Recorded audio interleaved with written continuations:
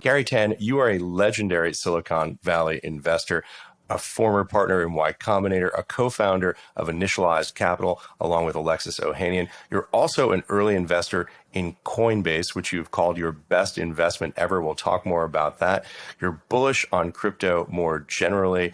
You've had just an extraordinary life, and we're going to get to all of that in just a moment. But Garry, first, tell us a little bit about your journey. How did you get to where you are today? Well, where do we start? For me, I'm a software engineer to begin with, and I saw a documentary very early called "The Machine That Changed the World" when I was 14 years old, and a lot of the things that they talked about in that documentary have basically come true. That we live in this age where software is eating absolutely everything in the world, and now as a investor, running a fund with over $1 billion under management. What I realize is this is actually a one-time shift, at least for our lifetimes. And so that's why you're seeing these, decacorn companies being minted with far faster sort of pace than ever before. And, being a venture capitalist for the last 10 years, we got a front row seat to seeing exactly that. And the growth of crypto, to me, is really about software eating money. And money is the underpinning of society. So it's just been remarkable. And I feel like we're just, even the early innings, it's Brian Armstrong, when they went direct listing, came on my YouTube channel and he said, we are at, 1% on the progress bar, which is, if that's true, that's a pretty wild claim. And I think that it's probably true. We haven't really seen the full rollout of what software means in society yet. I mean, we've only had smartphones for even 10 years, and it's already changed so many things. Yeah. So let's zoom the camera back a little bit, particularly for people who are not in the tech space. You cite the famous Mark Andreessen statement about how software is eating the world. Tell us a little bit about how we got to where we are today. Obviously, the revolution that we're seeing right now with cryptocurrency, in some senses, is a continuation of the revolution we saw beginning in the 90s with the internet. You've been present for a great deal of this revolution. Tell us a little bit about what the broad narrative is. When you zoom the camera out, how do you see what's happening in the Valley, in technology, and how has that come to impact, as you say, money? If we want to zoom all the way out, what software actually is actually an infinite book.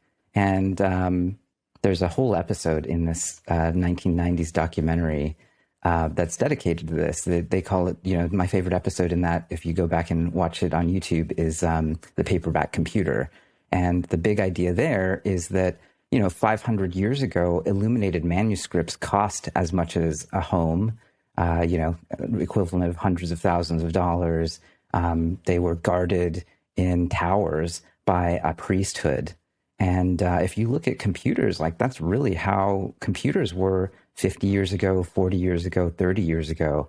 And now we are something like, 40 years into an ongoing revolution, which is that computer being in every desk, in every home, but now in every pocket. And then now, through the internet, perhaps through Starlink and things like that, actually on every inch of the planet, instantly on tap, compute at, whenever you need it. And I don't think that we even have fully understood what that means for society. And the reason why we get to sit here, talking about ideas is actually that revolution. At some point you could put pen to paper and transfer knowledge, and then we didn't have to keep, learning the same thing over and over again the hard way. And so, modern Enlightenment society is the result of this communication technology over the course of 500 years since the Gutenberg printing press. And only in the past 50 years, and really in our lifetimes, are we actually seeing the full sort of rollout of what that means in society. And that's really, it's at once very scary, but also very, very cool. And it took the book 500 years to create modern society. We're, seeing that next wave like before our very eyes. Yeah, well, that is the big picture from the Middle Ages through the Enlightenment to where we are today. I'm curious, you talk about your passion for technology. When did you first begin to think that maybe you might want to do something other than being an engineer, other than working directly in the technology itself? How did you decide to make the transition to full-time investor?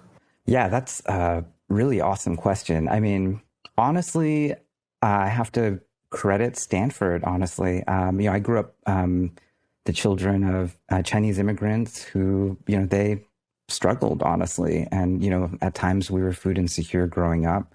And, watching that documentary and then being obsessed with computers, that was like winning the lottery. I mean, I learned how to make web pages when I was 14, opened up the Yellow Pages and started cold calling the internet section to get my first job. And I took the, earnings from that and helped my parents pay the down payment for their first home, which, I got to live in and my parents still live in today. That's really what I want is, I guess it was being food insecure that made me, go out and realize like I need to go and get skills that other people need. And technology was something that a lot of people continue to need. And then getting into Stanford and studying computer science, I ended up working with, being friends with people who knew Peter Thiel. And so in 2003, I graduated. I went up to Microsoft, and then friends of mine, were starting a company with Peter Thiel in 2004. And they said, come have dinner with him. So I flew down from Seattle, had dinner with him at a restaurant that's now, I think, 585 Steakhouse in San Francisco. But at the time, it was a French restaurant that Peter had opened called Frison.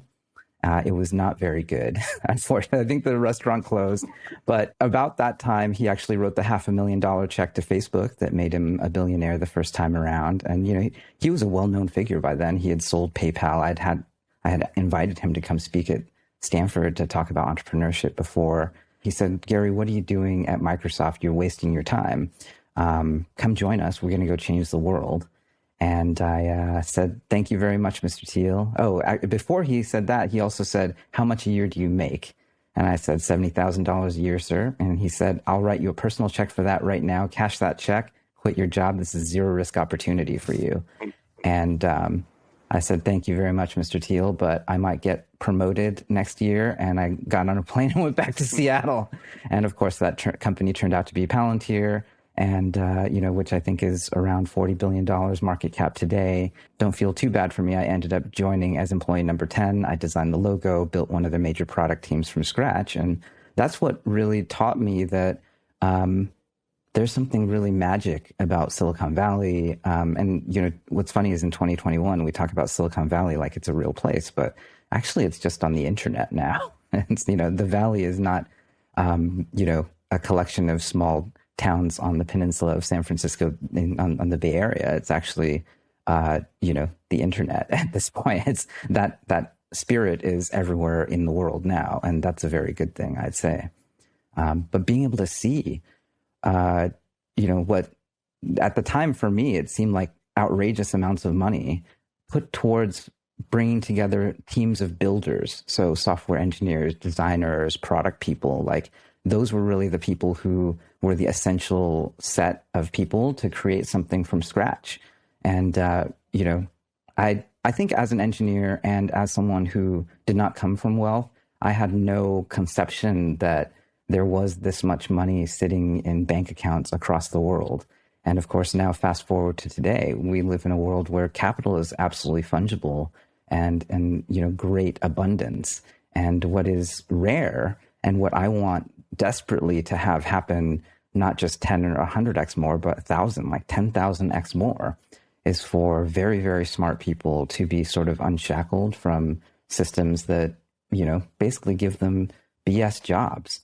Yeah, like the amount of like incredible brain power that is wasted in the world is somewhat outrageous if you think about it. And I want them to be, driven to create new organizations, new products, new services that go out and actually solve the very many deeply rooted issues in our society. And, I think that now's the time to do that. If you take the zoom out picture on software rewriting all of society, Well, technology is the pen, and the pen is available. And I want that pen to be available. And so it's been a really interesting journey coming from software engineering and building those teams for people like Peter Thiel to then, applying to Y Combinator, getting in, meeting Paul Graham. And, we sold that company to Twitter's blog platform called Posterous. And, what's funny is I routinely talk about the mistakes I made. We had a shot at building $1 billion company and we missed. And I found myself in 2011 working at Y Combinator, which today is sort of synonymous with startups. But back then, the whole concept was very wonky and not something that people really thought would work. Really, you could give people $17,000 and, a summer stipend and have them go on to create decacorns. But, Airbnb and Dropbox were sort of the first to come out of a 3-month accelerator program. And now they've created more than a few $100 billion worth of startups. I think our YC startup was the one of the winners in the least successful YC batch ever of summer 2008. But I blame Lehman dying for that. Like, basically nobody was able to raise money. And that was sort of the days of Sequoia Capital releasing that memo saying RIP good times. But of course, the batch right after that in winter of 2009, there came out Airbnb north of $100 billion, right in the middle of the YC batch where Paul Graham said, you might not want to come to YC this year. There might not be any investors for you, period. And so I don't know. I think that right now people are very afraid of what's happening in valuations and monetary expansion. But I feel very confident about, the Airbnb story is sort of the story that will recur, whether times are good or times are bad in the macro environment.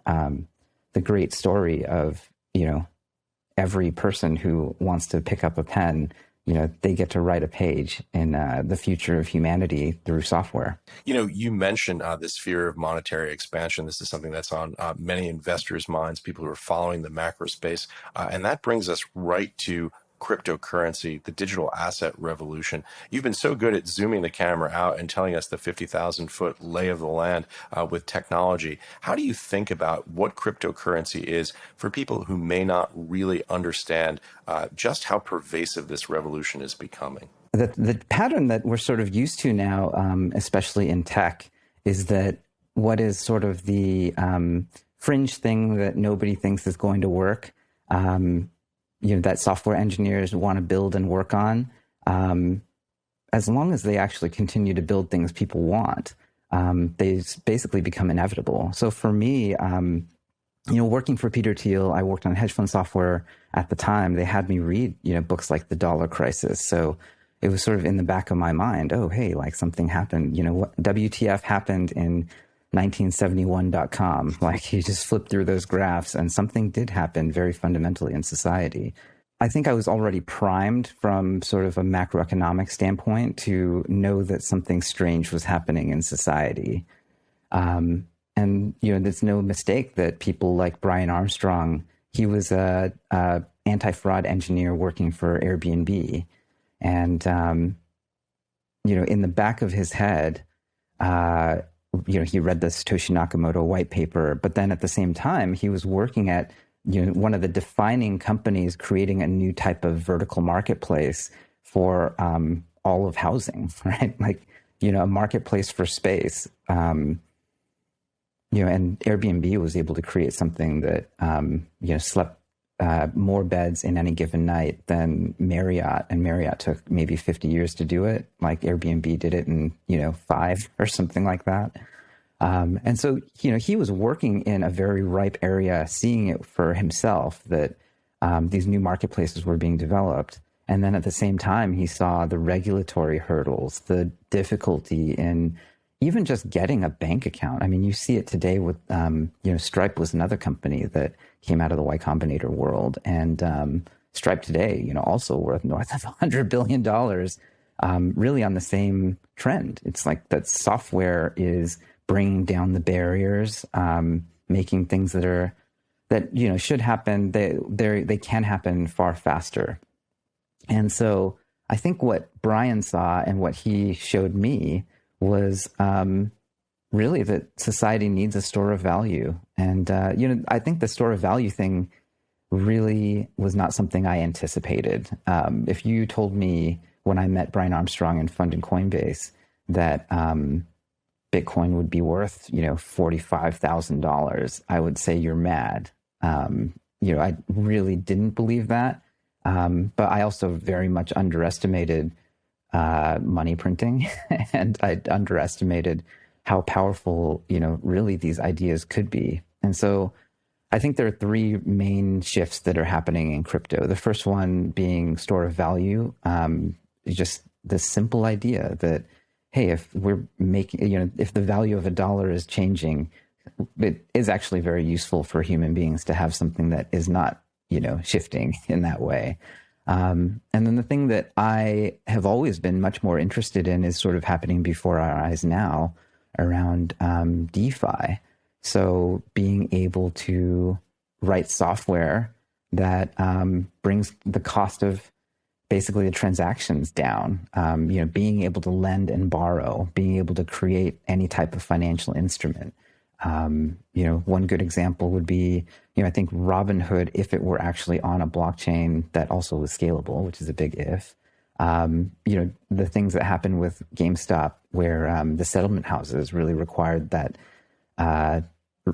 mass cash infusion, things like that just wouldn't happen because they would happen in a decentralized manner. And so I think those things seem very inevitable to me, sort of a decentralization of how money is really exchanged, right? And then the next step after that I think hasn't happened yet, but I think could happen is a rewriting of the corporation. And, at the same time, this is a little bit of a fever dream for software engineers. Software engineers hate management and they hate having to build human organizations. And the fever dream of every software engineer founder is that you could create a large distributed organization that is self-managing in a decentralized fashion using software with core incentives being codified into a smart contract. It remains to be seen, having now worked with hundreds of startup teams, having to manage and build teams is probably not something that can completely be, designed as a smart contract, but we can try. And I'm very interested to see what's going to happen with decentralized autonomous organizations. I think that it's possible. And, you see the shades of it in things like Reddit. You see the shades of it in social media. There is space for new types of organizations that can arise that are, highly decentralized. And I think that that's actually more needed now than ever in the face of the rise of big tech, right? I think it was Thiel actually who says that, what did he say? I guess AI is sort of totalitarian, is it? Which it is. It's like sort of, whoever has access to the data and has proprietary access to data really, they collect it really sort of collects in the hands of the few. Whoever controls the algorithm controls so much. And we certainly live in that society today. One of my favorite thinkers on the internet is Venkatesh Rao, and he talks about how society has sort of bifurcated into, workers who are above the API and workers below the API. And God help you if you're below the API, right? And I think that that's quite scary. And then the good news is that decentralization is sort of the thing that fights against that. Decentralization gives you, the user, the power over your own data. It also gives the individual, sovereignty over the value that they create, rather than being able to, rather than having the value that you worked so hard to create be debased and devalued so easily by large centralized organizations like governments, it actually gives you a way to opt out, right? To have a different system, and a system that's chosen by many, many people. So I'm super excited about, that is sort of maybe the defining war of the 21st century, I would say, is like, will power to the people and decentralization win, or will, big tech win? And my book certainly is that I want to find new teams. I'm not pro big tech, but I am pro little tech. I want small teams, decentralized teams, teams that basically give people alternatives, and through the marketplace, create something better, faster, cheaper. Garry, that's really such an extraordinary vision, a big picture view of how the world is about to get rewritten. You talk about some of the most fundamental aspects of society, the store of value, the decentralization of finance, perhaps even the decentralization of the corporation itself via things like DAOs. We're filming, I should say, here on Thursday afternoon, just after the concluding day of the SALT conference. This is the Skybridge Alternative Asset Conference, where it's effectively an event for hedge fund managers, large funds, people in the traditional finance space. And I have to say, roughly 50 to 70% of the content there was about the crypto space. I ran into some people who I knew had been a bit skeptical of cryptocurrency and said, boy, this may be something that's bigger than I thought. This is an enormous vision. How do you begin to see some of these changes, these fundamental social, cultural, economic changes in society beginning to play out? Well, I only have my little pinprick of a perspective on the greater whole. So I can only speak to that, really. I mean, and it is still sort of the view of the software engineer making his way as now a venture capitalist. But I also can say that, my view is also sort of filtered through the lens of a community. If you go to good software engineers, so good software engineers can recognize other good software engineers based on the output of their work. And so that's the lens that we take. I totally understand, and I share skepticism with, the financial audience as well around cryptocurrency, simply because there are so many scams. There are just so many things that are never going to work. And you look down at the valuations and you're just sort of astonished, and it makes no sense to you. I apologize in advance for potentially offending people, but Dogecoin is a good example of that, right? I do not understand how that valuation is what it is. On the other hand, I do understand that there's a cult-like aspect to every cryptocurrency. And so, I've said relatively controversial things, for instance, about Bitcoin, and I was pilloried by the community for it, right? And so, it's very dangerous to say these things, but I don't know. This is just like my perspective. At the end of the day, what I believe is really, really great software engineers are sort of the people who hold the keys to, the next generation of all technology. And then how you can look at crypto is actually from a lens of that. Solana, for instance, people look at that rise, and a lot of people might say, well, I don't understand. Why did Solana start, going up 5x in the past month or so? And for us, we actually just started seeing really, really smart Ethereum developers switch to Solana because it was faster and they didn't want to pay for gas. And so, one of the big ideas that I think is deeply embedded in crypto is this idea of a Schelling point, where without coordination, if you wanted to meet in New York City, for instance, where would you say you wanted to meet, if you had no ability to communicate with other people? And, to a T, most people, I think, would say, New Year's Eve, stroke of midnight at, Grand Central Station under the clock, right? And that's a really wild way to look at how crypto will work. And so those are sort of the two things that we look for when we invest in crypto. One is, what's a Schelling point? Could this be a Schelling point? Without any coordination, will people just arrive on it? And then on the flip side, are there good software engineers associated? Like, are they actually going to ship, or are they sort of spouting nonsensical buzzwords? And And I don't know, those are the only two divining rods that I would have and that I would recommend for people who are coming into crypto at the end of the day. And it's like, fund people who are actually capable of shipping and who can, attract great engineers. Because I actually think that might be more so the defining limiting reagent to society's progress today.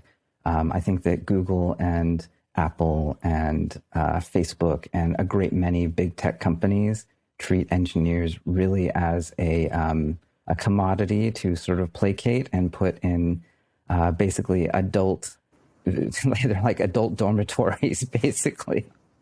And, they treat engineers as moats because that is what they are, right? The only way that these trillion-dollar companies get disrupted is by one of those engineers starting an alternative company that then captures market share and displaces them. So, best to keep them fat and happy and not working on things that really matter, actually. But that's also the same thing that you can use to look at. Frankly, that's what we use also for evaluating very, very early stage startups. So, we are the earliest investors in Coinbase and Bison Trails and TRM Labs and a number of companies that are turning out to be, real just stalwarts of crypto. But, we're generalists, right? The other companies that we funded very, very early when they were just a few people starting, we were the earliest investor in Instacart, in Opendoor, in real estate, in Flexport, in logistics. So, the cool thing is this lens, especially around software engineers, can be used for anything that is a technology company, not just crypto. But we do love crypto a lot simply because it's the revolution that's unfolding right before us. We've talked a lot about the macro, the big picture view of what's happening. Let's talk a little bit about the micro. Tell us about your investment in Coinbase, your relationship with Brian Armstrong, and how you came to be involved in that organization. Well, Brian started off as a software engineer, like the rest of us. And, I think Y Combinator turned out to be a shelling point for software engineers who wanted to start companies. That was definitely true for me. And so I was working at YC. I met Paul Graham and, and Jessica Livingston, and I was burnt out from my startup in 2011. And they said, well, why don't you come on and just help people design their homepages and chill out for a bit? And then I just loved working with startups so much. They ended up making me an investing partner, which is not what I expected at all. But, about a year after I started working at YC, I got a cold email from Brian Armstrong. And he said, here's 0.05 Bitcoin, try out my new service. And so, he was just exploring the space himself. He said, I think Bitcoin is really big, but running your own node in your own wallet on a computer is a lot of work. And so he said, how do I make this easier? If I work backwards from a world in which Bitcoin is absolutely everywhere, what are the fundamental building blocks to making that happen? And then he looked around and said, oh, shoot, this doesn't exist yet. And so he literally said, oh, well, if someone's going to be it, literally the cloud hosted wallet, sort of like GitHub for Git, but for the Bitcoin client, it might as well be me. And so I love that story simply because it's so bottom up. Like, he wasn't running around trying to get ahead of, a buzzword or anything like that. It was just purely, what do I need as a user? What do my friends need? Let me build that thing and then let me get users. So it was really as simple as that for Brian, that he was in the right place, right time. And then Coinbase became the shelling point for people who wanted to actually bring about this revolution. And it was like sort of the necessary part, And I was sort of primed to be really into it because I actually had to go and buy Bitcoin on Mt. Gox, and it was a disaster. And I was like, this is scammy as heck. There's no way that normal people are ever going to do it. And here was this clean, well-lit place that I think continues to this day. I've been trying to buy, back when I was accumulating Solana, when I first started seeing software engineers switch over to it, the 2021 version of it was like wiring $10,000 to FTX.US and wiring $10,000 to Binance. just to do my initial buys, and realizing, oh, wow, I didn't get my wire on FTX for more than a month. And it took three or four, ticket requests to get that. And then Binance, I didn't get for another, it took 5 or 6 months actually. And so I was blown away. This is sort of the nature of the fiat to crypto rail in 2021. This is with Coinbase is already, $60 billion company, right? Come on, guys, being able to rectify and make sure that wires go in the right place within 48 hours should be table stakes for these companies. But, it's still, this is why we truly are still 1% progress bar, basic errors in user experience. The things that you expect are just not working yet. And that's why Coinbase, I think, is still far ahead of everyone else. So as you start to look ahead, perhaps maybe in the nearer term, a year, 2 years, 3 years, how do you see this space beginning to evolve? What are the challenges that you see being solved, and how is that user experience going to improve in your view?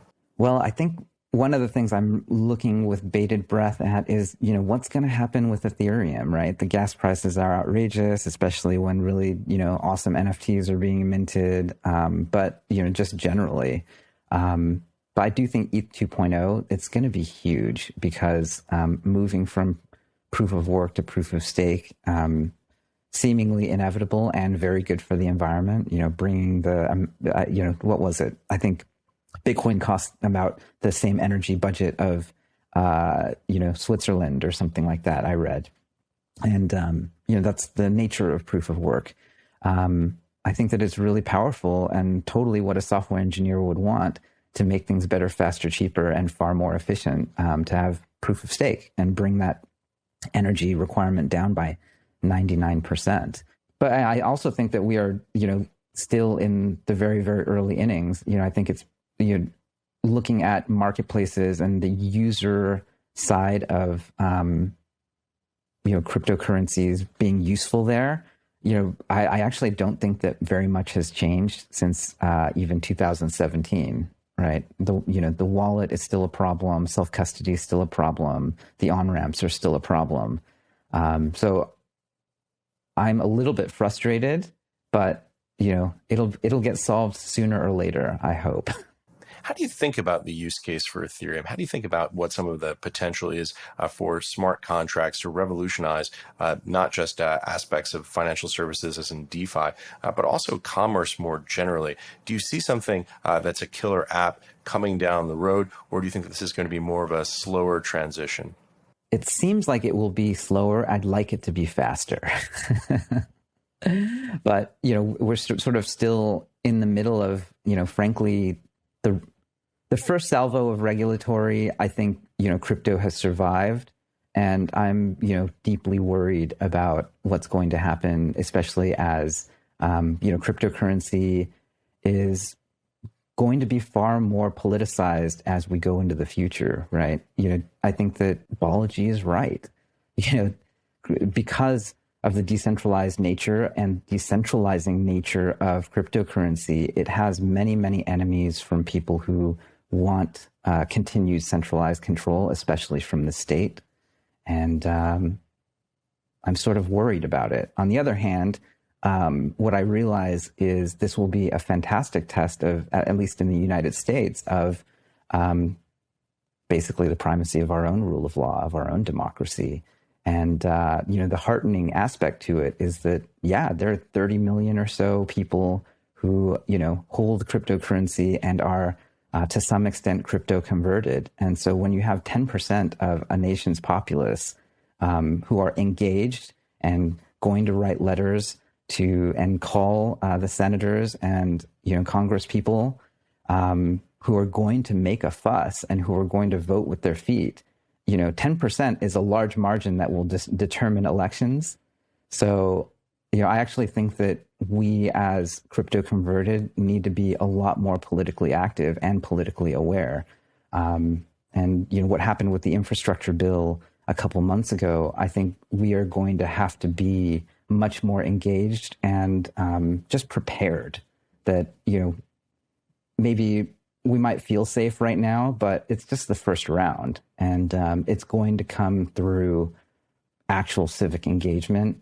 That is how we sort of prevent, what is very important and what is still sort of, built in the United States. We're going to need to protect it because just as easily, a lot of this innovation and a lot of the things that we hope to have sort of working here in the United States, it could be stamped out very easily, actually.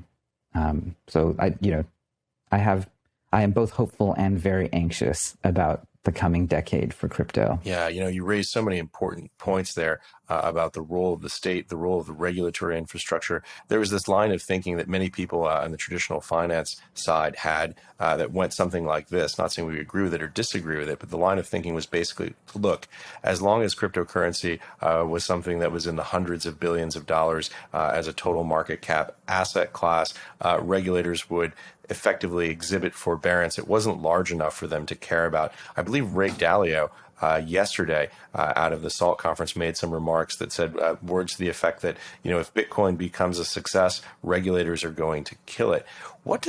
How does that balance get struck in your view? How do we manage to have the role of regulators satisfied? I think they would probably talk about things like orderly capital markets. They would say protection for investors, particularly retail investors, and also the question of the control of the money supply and its relation to regulating the U.S. economy. These are all very big questions. How do you see that world shaking out? How can these two sort of very divergent schools of thought, of thinking, of seeing the world coexist? The Bitcoin thing is very interesting because I don't really know what's going to happen with sort of like Bitcoin versus the US dollar, because I think dollar hegemony is still, if you're an American, that's actually generally a very, very good thing, except for the debasement, right? And we're not such a big fan of that. And so I don't know. The reality is, like, I have no idea what's going to happen on sort of the pure store of value side. And then for my worldview, I do think that the other things are very much worth protecting.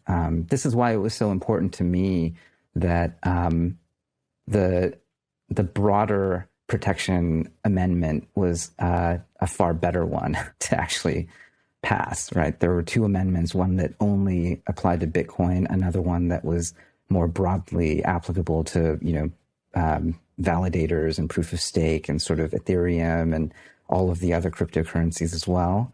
And I think there are just so many battles to be fought. I think Bitcoin versus USD is one. And I don't really have an opinion yet about, I'm an American. I want that to continue to happen because I want a strong America personally. At the same time, I sort of see the ongoing next step for, frankly, how marketplaces could be created. It's no mistake that Brian Armstrong worked at Airbnb. I think that one of the biggest opportunities over the next 10 or 20 years is actually us funding software marketplaces and startups that are crypto native. And, I fully expect in the next 10 or 20 years, they might all become crypto as the technology tax comes down and as the UI tax comes down. It'll just be sort of inevitable that people will want to use the state of the art that is fully decentralized, that gives users power. And I want that to be very much an American thing as well. And I think that if we allow, short-term thinking to sort of take hold, it means we're going to stamp that out. And it's not going to be an American thing at all. Like, literally the software engineers and the people who create the future will leave the United States. So it'll be, for 50 years, we had an incredible brain drain of talent from the rest of the world into the United States. And if we declare war on cryptocurrency and this type of technology, then we're going to see, the crumbling of the American state because, frankly, all of the smart people who could create the future they just won't do it here anymore. Yeah, this is very much a U.S. global competitiveness issue. And I think that there are probably people of goodwill on both sides of the aisle who are sympathetic to that argument, who see the risks in the U.S. falling behind in this critical technology. And I hope that we're going to get the regulation and the legislation that we need to continue to keep the revolution going here in the U.S., here in the Silicon Valley, and really, frankly, hopefully across the entire country. Agreed. Yeah. One other question that's come up recently is the issue of income inequality. It's a very hot topic now in some quarters. How do you think about income inequality risks that are being created by crypto, at least in the view of certain politicians from some quarters? Cryptocurrency, honestly, like capital, it's amoral, right? It's not immoral and it's not moral. It's just a technology, right? And it takes people to make decisions to sort of have an outcome play out one way or another. The really interesting thing about decentralization, though, is that the more democratizing a given distribution strategy for a token or an NFT is, the more successful it is. And so that's another aspect for why crypto and decentralized technology is fundamentally more democratic, actually. And really it comes from a more fair distribution. So I think there's something inherent to crypto that is sort of anti-inequality in a lot of ways. I think the necessary aspect to that is that new things need to still, keep happening, right? If it really is only, and maybe this is why I'm less of a Bitcoin maximalist. Like I do believe that, my worldview is almost entirely about, new people who are early in their careers building new software to solve problems that are better, faster, cheaper, or in a way that's better, faster, cheaper, and solve problems that, are overlooked by like the previous generation. And, maximalism, it does not work for me, because what a maximalist says is this is the last one that anyone will ever have. And, oh, by the way, I own 1% of it. And so, yeah, I'm rich forever. And I don't think anyone deserves to be rich forever. Like, I think that, within a lifetime, people who create things of great value for others, a fair system in this world to me, and maybe this is more of a classic liberal view, a fair system is one in which someone can create something of great value and enjoy the fruit of that labor, and then someone else who, might have nothing, next year, the next decade, tomorrow could create something that knocks that out and takes that market over. And the end winner will be the consumer, the customer, and the rest of society. And that's a functioning capitalist society as far as I'm concerned. Nobody deserves to be rich forever. Garry, I know you're going to light up the comments with that one. Well, that's just what I believe, right? And that's I put my money where my mouth is, right? Like, we are looking for new engineers, new designers, new product people who can create something of great value. And it's happened so many times in our direct experience that, I think the venture capital growing from, a sort of cottage $30 billion a year industry to $1 trillion, I think $1 trillion a year is basically guaranteed at this point. And, I think a larger and larger percentage of that $1 trillion in 10 years will be crypto driven. And all of that is a good thing because it just pushes forward society.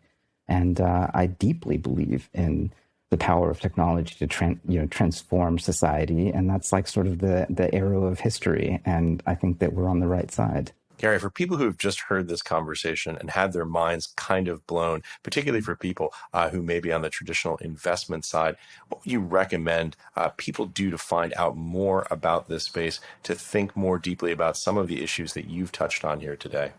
Oh, gosh. Some of my favorite thinkers, Balaji Srinivasan, you kind of have to, but I'm sure, that's preaching to the choir for a lot of people. Balaji's been on Real Vision before, and he's always fantastic. Oh, he's incredible. I'm trying to do a lot more on my YouTube channel. What's funny is, like, to understand software engineers better, I would go to news.ycombinator.com. So this is a website that frankly introduced me to Paul Graham's essays and Hacker News. It's called Hacker News. It's actually built for software engineers, and particularly, at least in the early days, about people who wanted to start companies. And that's sort of the front page of, nerdy technology hackerdom in a way. And so I think Hacker News is almost must read for anyone who wants to immerse themselves in the culture of building. Honestly, the other person who I really look up to and admire, and he has been a very, very valuable resource to me, is Naval Ravikant. I feel like that's canon at this point, It's just so fundamental. He's the one who sort of highlighted Ethereum to me back in the day. And I think that, there are just a few people who are showing points for, what is the future of technology. He's definitely one of them. Yeah.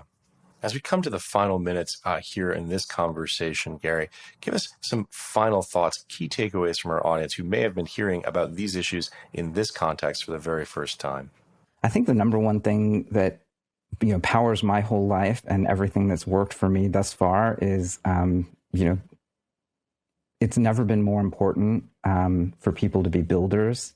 And so for us as a society to recognize builders, to recognize the people who sit in front of the IDE and write the code, or sit in front of Figma and create the design, or for the product manager who sits down with real users, interviews them, and translates that into feature lists. And an astonishing amount of change can happen when those three people sit down in a room and they don't have to worry about money.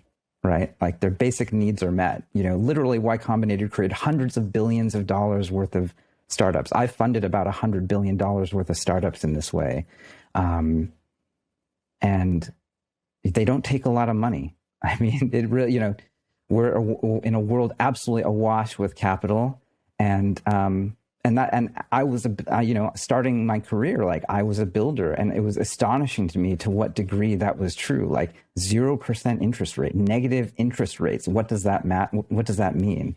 And I think that we are incredibly limited. We are incredibly just held back by credentialism even. I think Harvard and Stanford and MIT and every great college out there should be graduating 10 times or 100 times as many people. Like in a world of infinite capital, we need way more people who are, able to pick up a pen and start writing the next page of society, the next page of history through technology. I think that that's what's going to happen. And, I hope to fund it. A wider range of people contributing, and the world belongs to builders. I can't think of a better place to end this conversation. Garry, thank you so much for joining us today. Thank you so much for having me. Thanks for watching, everybody.